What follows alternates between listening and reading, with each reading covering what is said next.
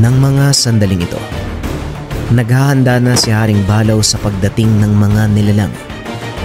Ang unang papalapit sa kanya ay si Haring Mista, ang hari ng Salamangka. Ano bang sinasabi ng insekto na to? Pero batay sa kilos niya, siguradong hinahamon niya ako sa duelo.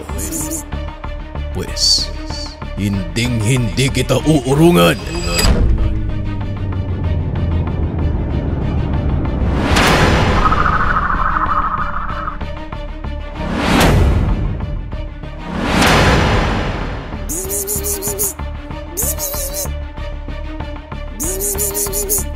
Aba, mukhang inaasar pa ako ng isang tuwa.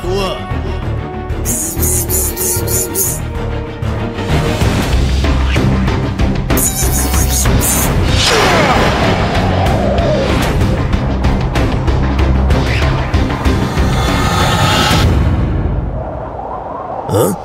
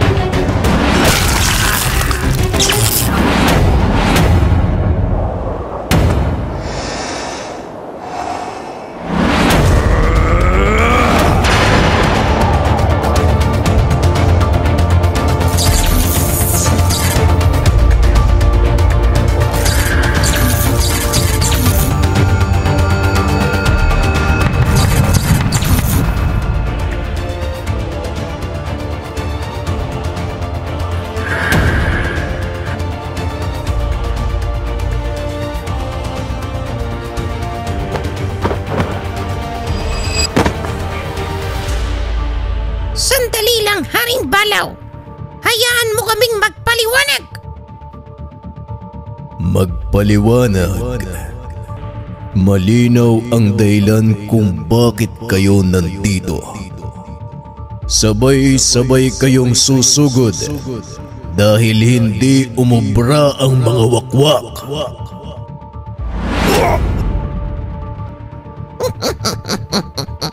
Hindi mo ako mahuhuli, Haring Balaw.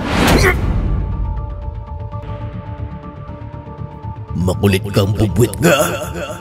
Ito sa'yo. Teka, nasa na ba yun? Ito. Makinig ka muna sa amin nang hindi mo na masaktan ang iyong sarili. Nakakainis. Paano ko ba mahuhuli ang isang to? Alam ni Haring Balaw na hindi niya kakayanin ang mga nilalang. Bukod sa marami sila, ito ang mga hari ng iba't ibang uri. Ngunit kahit ganito ang sitwasyon, hindi magpapatalo si Haring Balaw. Dahil sa angking abilidad ni Haring Daya, hindi siya mahuli ni Balaw hanggang sa lumabas ang bagong katangian nito. Masyado mong pinapainit ang ulo ko. Tignan natin kung makawala ka pa dito.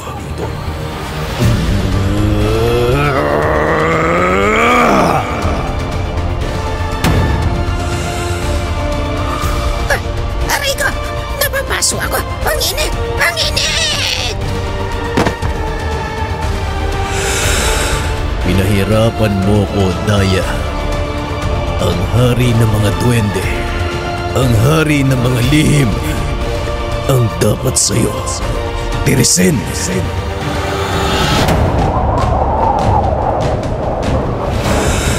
Bago tuluyang maapakan ni Haring Balaw si Daya, biglang nagkaroon ng usok sa paligid. Isa ito sa lakas ni Ahon, ang hari ng mga kapre.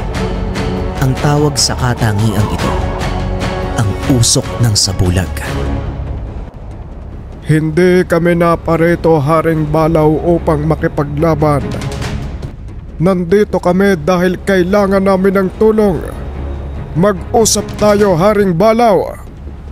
Bakit naman ako makikinig sa'yo? Isa ka sa pinakamapanlinlang. Ginagamit mo ang usok upang lituhin ang biktima. Kaya maraming nawawalang kababaihan dahil sa ginagawa mo, Ahon. Makikinig lang ako sa'yo. Kapag hindi na gumagalaw ang katawan ko. Kung yan ang gusto mo, kambing, pagbibigyan kita.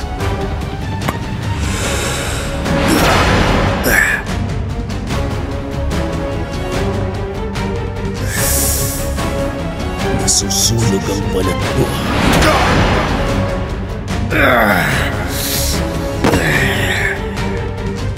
Asan ba tong kapre na to?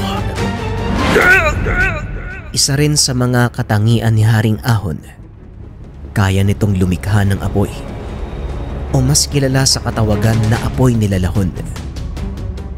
Si Lalahon ay isa sa mga sinaunang Diyos, kilala sa lugar ng Negros, tagapag-alaga ng buhay sa kagubatan.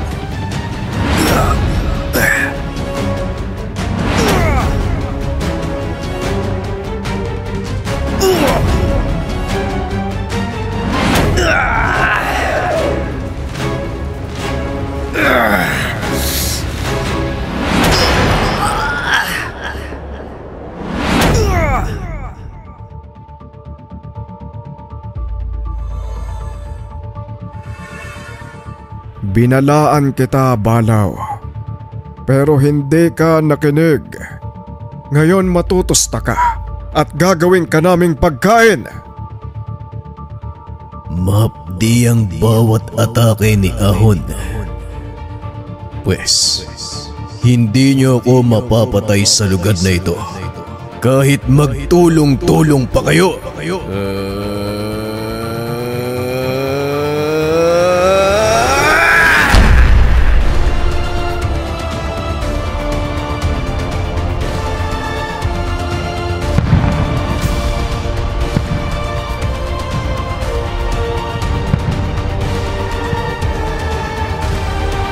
Dito tayo magkakamatayan. Yan ang gusto ko. Kung gagamitin nyo ang buong lakas nyo, gagamitin ko rin ang sa akin.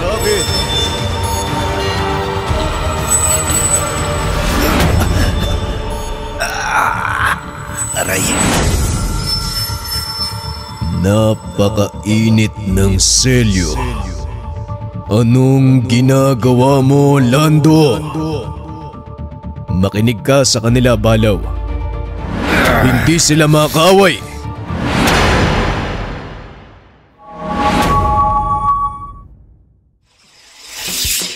Gusto nyo bang magkaroon ng gabay? Kagaya ng simbolo na ito. Gabay medalyon na merong pangkalikasang sangkap at isang mutya.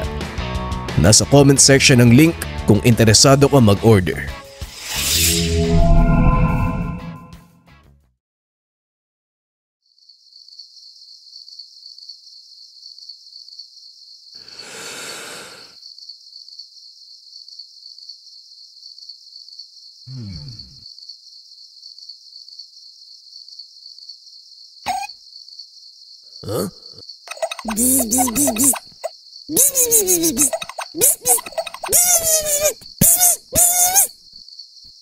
Hindi ko maintindihan kung ano ang sinasabi mo. Hindi pala kayo kalaban. Bakit hindi ka nagsasalita?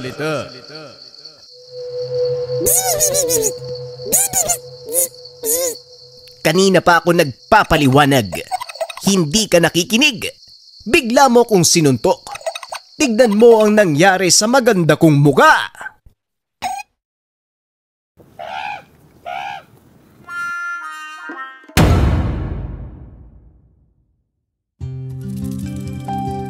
Hindi man sumakto sa plano ni Jonas ang kaganapan, natuloy pa rin ang panonood nila ni Inday ng bituin.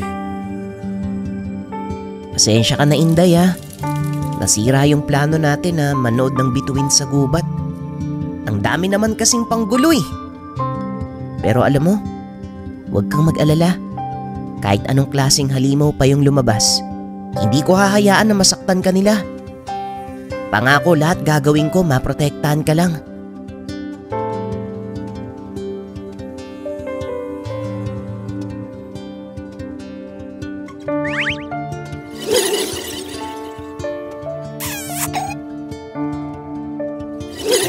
Huwag mong isabuhay ang pagiging isda. Teka, nasan si Inday? Nakakainis naman oh.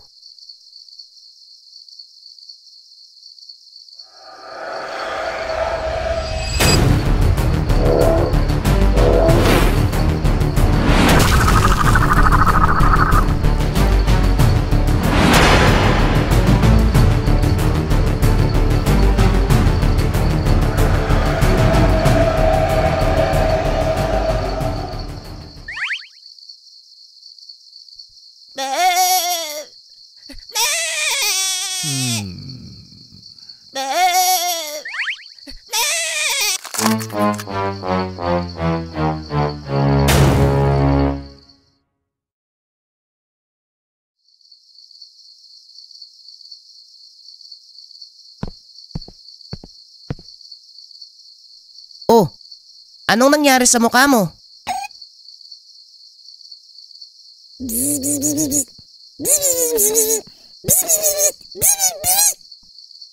Ano daw? Hindi ko naman maintindihan to eh.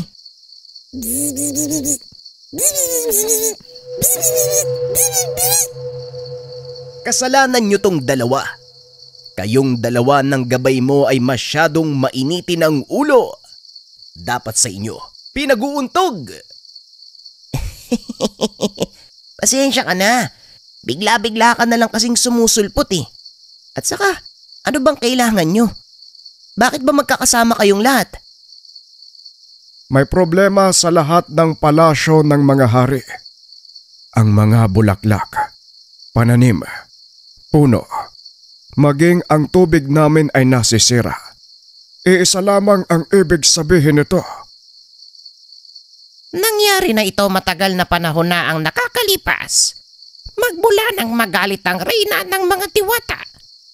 Ang hindi lang namin maintindihan kung bakit nadadamay ang lahat ng kaharian. Maging sa kalangitan, iba na ang simoy ng hangin. Ayon sa nakuha nating impormasyon sa mga kauri ni Saul, ang mga kauri niyang sadsad, may galit daw sa'yo Haring Balaw ang reyna. Kailangan nating puntahan ng reyna sa lalong madaling panahon. Sinubukan naming pumunta sa kanyang palasyo, ngunit hindi kami makapasok sa lagusan.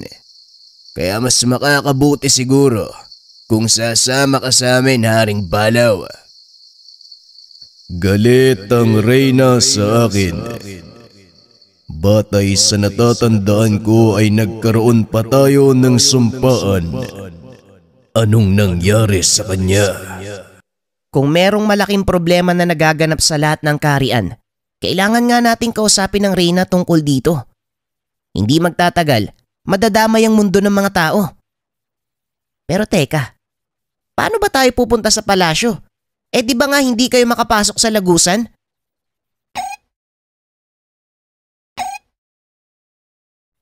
Matapos nyo kong gulpihin, ngayon kailangan nyo ng tulong. Ako lang ang merong kakayahang makapasok sa lugar ng walang pahintulot ng reyna. Pero binabalaan ko kayong lahat.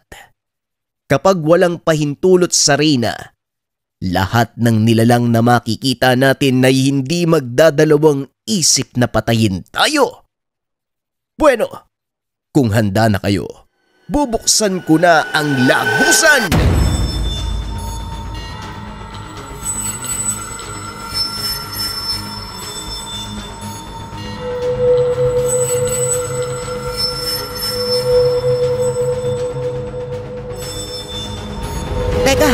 Teka, sandali lang. Magpapaalam lang ako kay Hinda.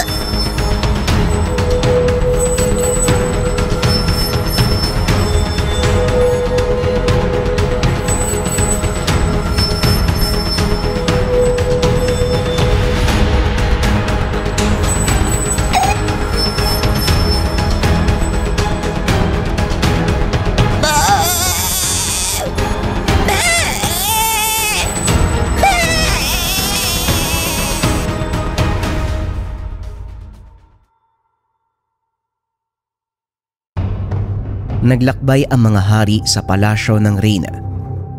Alam ng mga hari ang panganib na kakaharapin sa lugar. Ang lugar ng reyna ang pinakadelikado sa lahat ng mga nilalang at elemento. Bukod sa napakalakas ng depensa, iba't ibang uri ng elemento at nilalang ang maaaring kaharapin. Lahat ng bagay sa kaharian ng reyna ay delikado.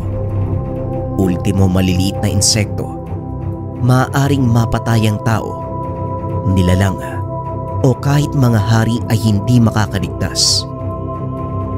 Pagtapak pa lang nila sa lugar, nakaramdam kagad ng kakaibang presensya ang lahat ng hari.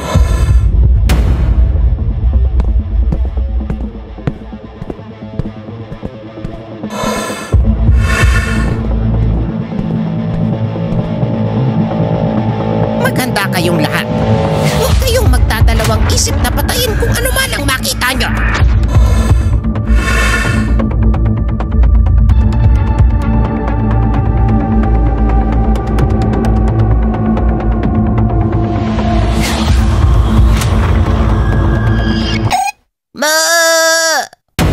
Kambing!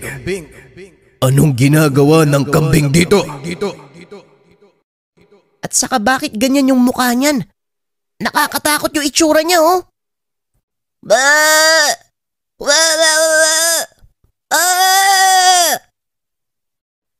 Zzz. Zzz, bzz, bzz, zzz.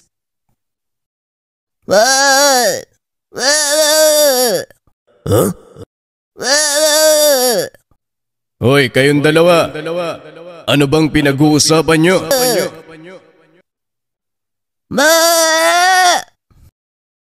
Ang sabi niya ay, kambing daw ang pangalan niya. Alam ko. Itanong mo sa kanya kung anong meron dito sa lugar at kung paano tayo makakapunta sa mismong palasyo ng reyna.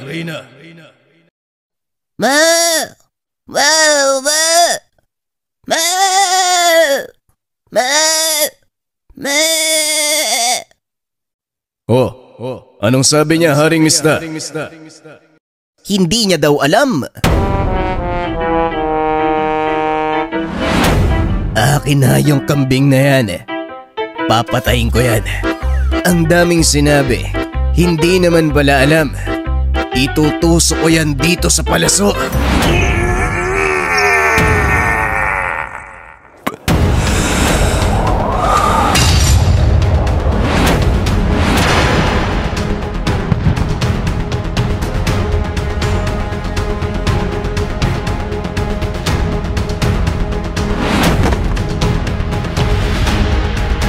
Andito na ang isa sa mga nilalang.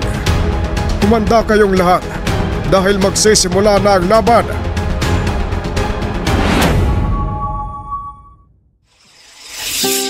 Singhot kagalingan, lalahon inhaler, instant ginhawa. Kung interesado ka, nasa comment section ng link para maka-order. Singhutan na ha!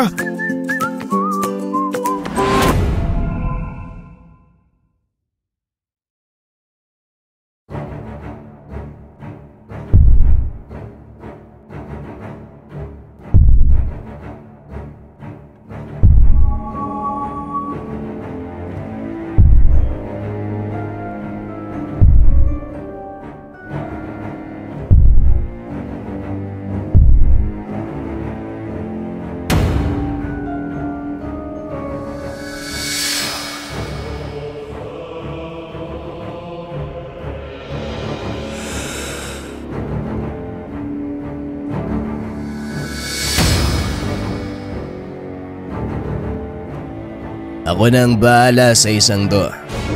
Wala na akong panahon na magsayang ng oras. Wika ni Kanduk. Ang lakas na nagmumula sa kanya ay mula sa Diyos ng digmaan. Walang iba kung hindi si Makanduk. Ang Diyos ng digmaan, ang Diyos ng lason.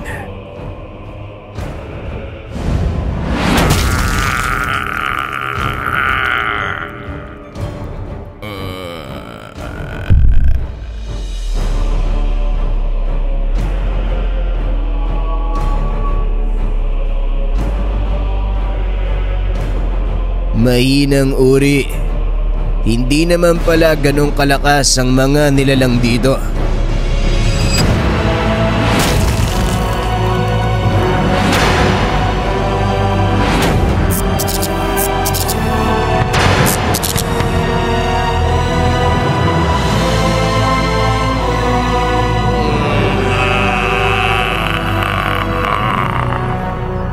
Unang pagsubok pa lang, hindi na alam ng mga hari ang gagawin.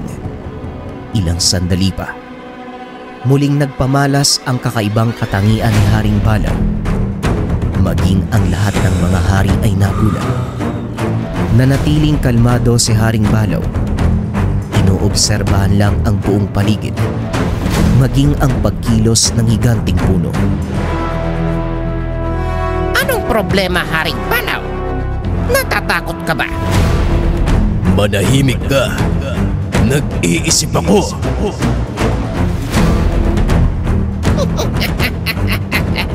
At kailan ka pa natutong mag-isip?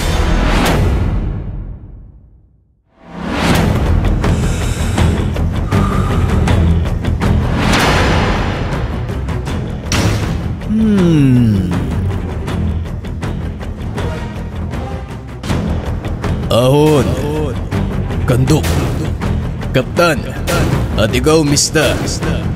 Sabay-sabay tayong aatake. Susubukin nating pira-pirasuhin ang katawan ng higanting puno. At ikaw naman, Ahon, kapag nagkaroon ka ng pagkakataon, sunugin mo ang ulo niya hanggang sa katawan.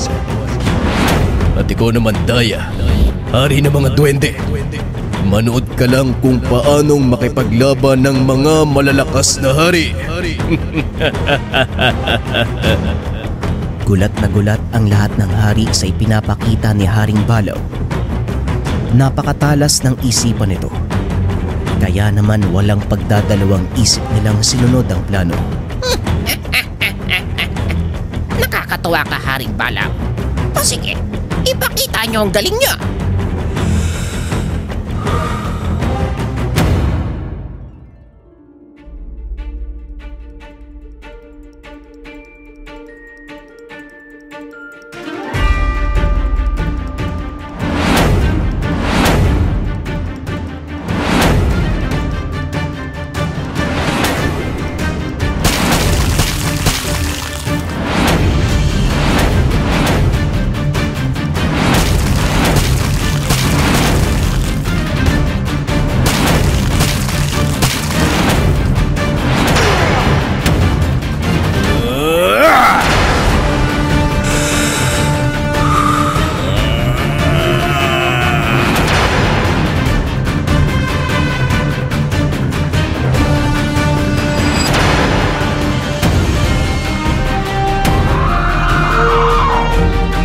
anong lakas ng atake mo, hindi yan uubra sa baluti ng salagubang!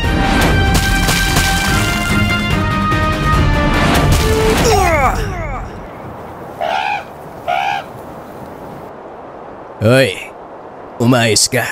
Huwag kang humarang sa daanan. Ako pa ang sinisi. Ikaw ang nakaharang sa daan.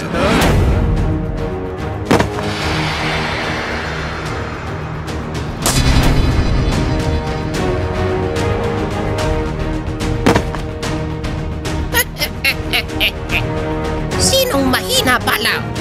Kung wala ako, malamang tumalsik na kayong dalawa. Tignan natin kung hindi ka patatablan sa gagawin ko.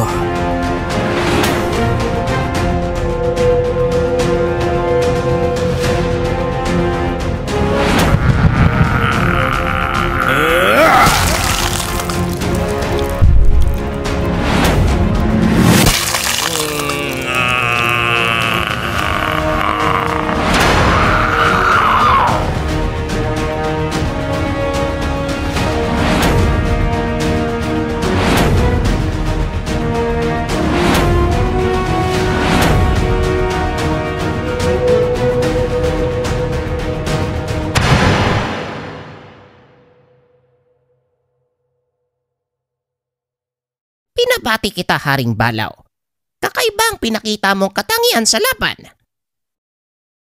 Hanga ako sa talas ng iyong isipan at napansin ko din na iba na ang iyong anyo. Sabihin mo sa amin kung ano ang nangyari. Merong tumulong sa akin. Naudlot ang pagsasalita ni Haring Balaw. Ang buong akala nila ay tapos na ang laban. Muli na namang nabuo ang katawan ng higanting puno. Ngunit ngayon, mas malaki na ang itsura nito at mas makapalang baluti. Anong nangyayari? Wala bang katapusan ng isang to? Nakalimutan nyo yatang kasama nyo ako eh. Mali kasi yung ginagawa nyo eh.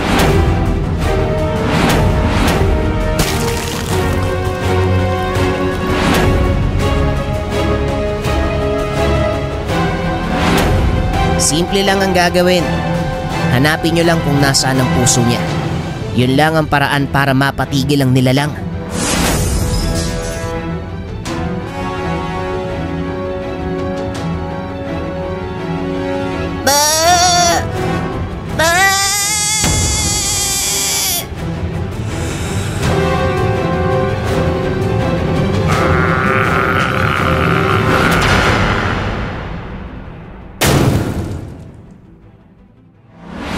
Kung mapapansin nyo mga kabayan, meron kaming inaalok. Kaunting tulong para sa Pintados upang mas mapabilis ang upload natin. Hindi kailangan magbigay ng pera. Mag-order lang kayo ng kahit anong gusto nyo sa lika. Malaking tulong ito para sa Pintados. Ito naman para sa mga bata, Mucha Candy.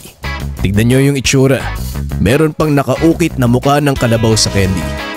Lalakas ka katulad ko kapag kinain mo ang Mucha Candy. Lahat ng ito ay nasa comment section mga kabayan. Meron din tayong branch sa Japan at Hong Kong for international shipping, pwedeng-pwede. Mag-message lang kayo sa FB page. Maraming salamat.